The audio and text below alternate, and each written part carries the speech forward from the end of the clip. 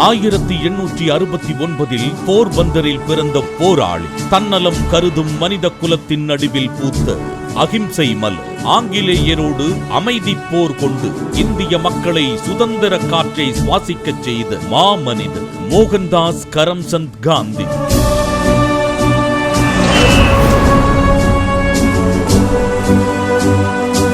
வழக்கறிஞராக, சமூக ஆர்வலராக, எழுத்தாளராக, தேசியவாத இயக்கத்தின் தலைவராக, பல பரிமாணங்களில் நாட்டிற்காக தன்னை அர்ப்பணித்த பாபு என்கிற எளிமையான மனிதர் இன்று இந்தியாவின் தேசத்தந்தையாக போற்றப்படுகிறார்.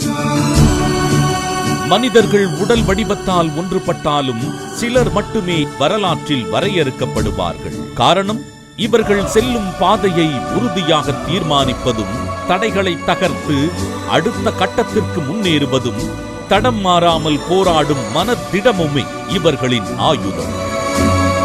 மகாத்மா தன் மரணம் வரை போராடி வென்றவர். தன் முதிர்ந்த வயதிலும் போராட்டங்களுக்கு முன்னிலை வகித்தவர்.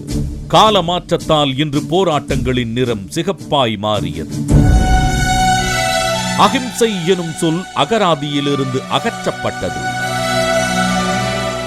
சாதி மத பேதங்களால் தூரமாய் விலகி நிற்கிறது. I regard myself as a soldier, though a soldier of peace. I know the value of discipline and truth.